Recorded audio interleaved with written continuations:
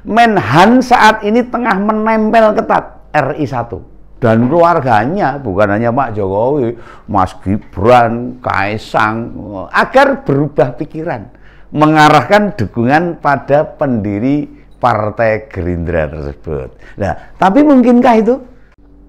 Akankah kita siap mempunyai presiden yang seusia lansia? Ya, ini saya Om Begawan cuma mengingatkan loh, bukan melarang loh ya. Ini supaya masyarakat paham. Negara kita tuh negara besar, harus dipimpin seorang pemimpin yang masih energik, berpikir dengan jernih. Wah, repot nanti kalau seperti. Kalau saya sih ya, saya Om Begawan ya mau.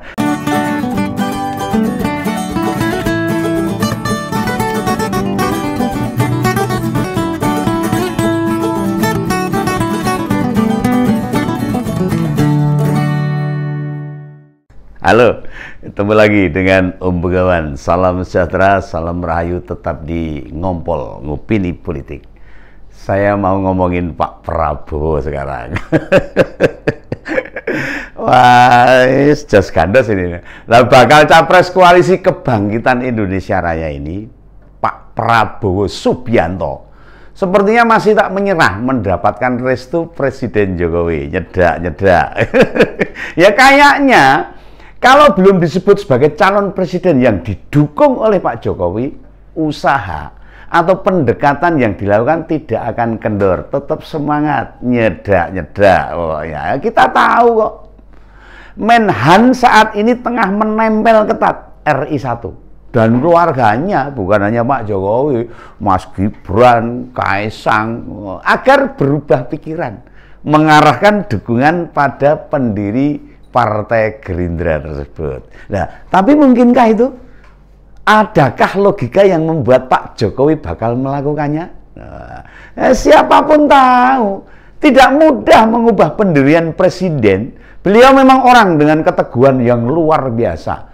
Untungnya keteguhan yang ada dalam hati, bukan keteguhan berpikir dan bekerja untuk rakyat juga. Sehingga kita semua tahu, masyarakat ini yang diuntungkan. Nah, bagi Pak Prabowo, kalau restu itu tidak didapat, ya bakal sulit mengalahkan PDIP dengan capresnya Pak Ganjar Pranowo, ya sulit ya. Kita lihat aja, Pak Prabowo benar-benar menjaga sikapnya selama menjadi menteri. Sudah 4 tahun selalu patuh dan hormat pada apa yang ditugaskan oleh Pak Jokowi. Sikapnya yang meledak-ledak juga tidak nampak lagi, emosionalnya tidak nampak lagi, temperamennya juga hilang seketika itu. Bahkan beberapa hari lalu sempat menyampaikan jika Pak Prabowo sering ke Solo, wah ini kuliner juga itu kalau ke Solo itu. Wah, di Solo sana kulinernya asik itu. Nah, tentu itu terkesan ingin menyampaikan saya dekat loh dengan Pak Jokowi, mungkin gitu.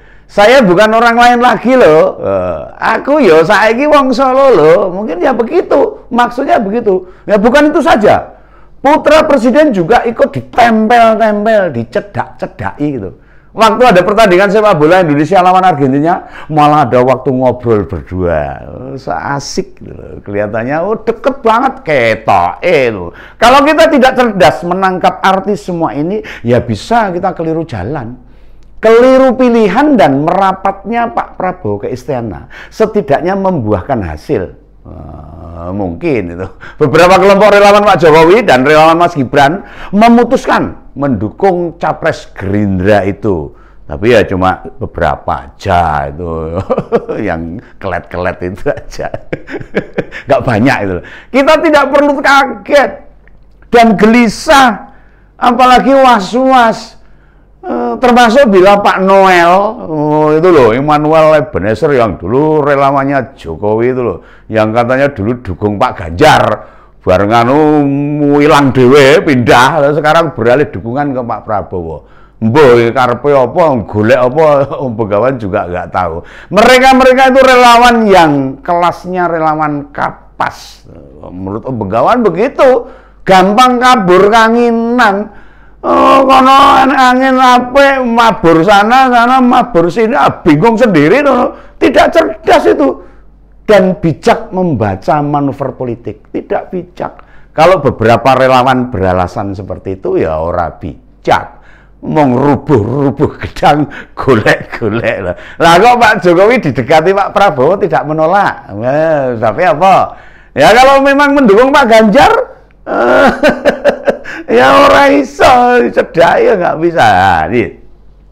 Pak Jokowi itu salah satu tugasnya memunculkan banyak capres, itu tugasnya presiden, supaya banyak calon-calon pemimpin untuk membenahi dan meneruskan apa yang sudah diprogramkan oleh Pak Jokowi dari orang-orang yang dekat dengan beliau.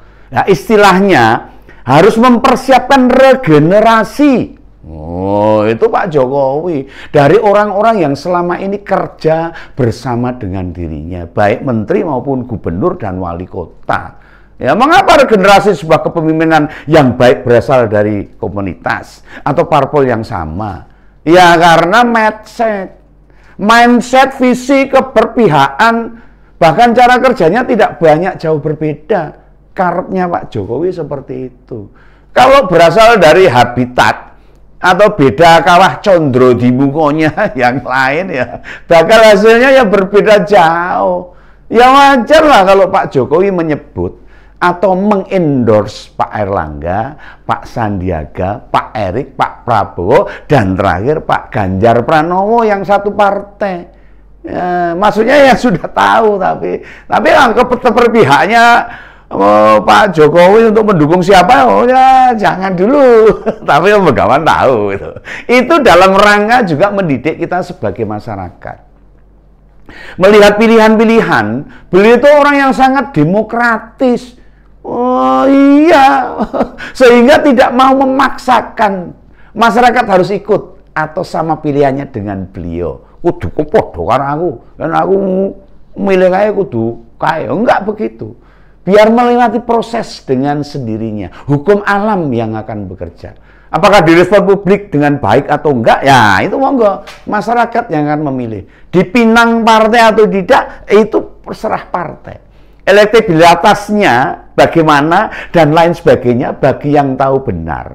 Karakter Pak Jokowi yang memaknai kedekatan itu dengan Pak Prabowo ya biasa-biasa saja. Jadi kalau Pak Prabowo itu deket-deket Pak Jokowi, deket-deket anaknya, itu biasa-biasa saja. Nggak ada yang istimewa sebenarnya.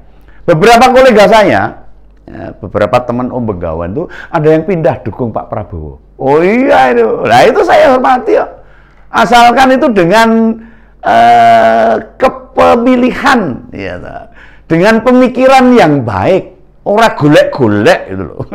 Termasuk merasa kalau Pak Jokowi didukungannya ke Pak Prabowo. Ya segitu itu pemahamannya orang yang baru kenal politik. Dikira Pak Jokowi itu terus dukung Pak Prabowo gitu loh. Lalu banyak relawan-relawan teman saya itu, wah, mau timbang kedisian sepur langsung dukung Pak Prabowo. Ya boleh-boleh saja, saya hormati itu. Sekali lagi itu hak mereka. Jadi monggo mawon ora apa-apa, enggak apa-apa. Makanya ketika kemarin di bulan Bung Karno, Pak Butet, tahu lah Pak Butet dari Jogja itu, membacakan puisi soal tukang culik. Tukang culik. Nah itu, dia membacakan puisi itu banyak yang marah-marah. Terutama pendukungnya Pak Prabowo. Lah bagaimana kita menyikapi hal itu? Lah orang faktanya begitu, kita harus tahu peristiwa-peristiwa tahun yang lalu lah. Ketika zaman Orde Baru dan sebagainya, jangan pernah melupakan sejarah. Jas merah, jelas ada rekam jejak. Ya, ada pasukan Mawar yang melakukan penculikan aktivitas berada di bawah komandonya. Ini kita tidak bisa dipungkiri. Dan ini masyarakat harus paham. Tidak perlu marah lah itu. Tapi harus memperbaiki sikap-sikap seperti itu. Diterima saja, karena itu memang bagian sejarah hitamnya Pak Prabowo. Maka sekarang Pak Prabowo berusaha untuk memperbaiki sikap, memperbaiki karakternya, untuk menghapus masa lalunya yang hitam. Itu bagus. Bagus. Tapi ya terus jangan pada marah kalau Butet itu membacakan puisi seperti itu. Ya, itu adalah untuk tidak melupakan sejarah. Lalu juga kalau ada yang menyebut pembelian pesawat bekas dari Qatar sebanyak 12 pesawat jenis Mirage seri 2005 yang harganya 11,7 triliun rupiah. Loh, ini. Padahal sekarang pabriknya di Prancis itu sudah produksi seri baru, yakni 2000 strip 11. 6 tipe itu sudah ketinggalan. Apa nggak ketinggalan jauh kalau seperti itu. Tahun 2009 Qatar menawarkan hibah 1 skuadron. Nah, itu ditolak oleh Menhan saat itu. Itu Pak Juwono Sudarsono, Mbak Juwono Sudarsono. Lah kok sekarang itu loh suruh beli mahal ya gelem itu loh. Padahal dulu hibahnya ditolak itu. Ya, ini loh, tersangkut kasus di KPK, jangan salahkan Pak Jokowi loh nanti. Dengan membeli pesawat bekas tahun 2009, jangan-jangan mabur kan dhuwur jiblok ciloko. Jangan dikira Pak Presiden diam saja. Itu tandanya beliau setuju kalau diam. Ya enggak. Ya kayak proposal perdamaian Rusia dengan Ukraina. Ya tanpa koordinasi dengan Presiden. Pak Presiden ya, enggak apa-apa, itu sesuai dengan keinginan kita. Itulah karakternya Pak Jokowi, tidak mau menyakiti teman dekatnya, termasuk dengan Pak Prabowo. Tetapi seharusnya kita yang harus introspeksi diri. Beban jejak sejarah, kinerja di Kementerian Pertahanan, dan satu lagi, usia Pak Prabowo yang sudah tidak muda lagi, sudah sepuh, merupakan catatan penting bagi masyarakat supaya paham apakah masih layak jadi presiden tahun depan. Itu masyarakat harus menilai dengan terbuka, dengan hati yang jernih. Itu semua belum tentu loh. Bisa kebugaran seseorang yang memimpin negara besar di usia yang 72 tahun kan ya tetap nggak bisa itu loh. Ya cobalah, coba.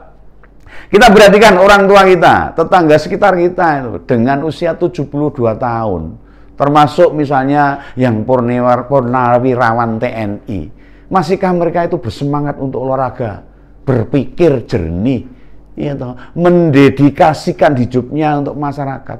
Kalau ada yang paling ya 1-2 itu yang masih sering tiap hari fitness dan sebagainya. Ini menjadi catatan penting bagi masyarakat. Jadi janggere itu loh. Kebanyakan orang seusia 70 tahun ke atas sudah aktifnya itu di tempat ibadah. Ndonga. Jawanya itu banyak doa, ngomong putu kayak Om Begawan ini. Jam 8 malam kalau di depan rumahnya sering ada suara simbah sare. Wes bengi gitu, udah malam gitu. Ndang bubuk cuci kaki ya. Ya kalau datang rapat atau pengajian ya pasti kalau usia segitu ya mau teklo gitu. Iya, ya, usia sudah sebegitu.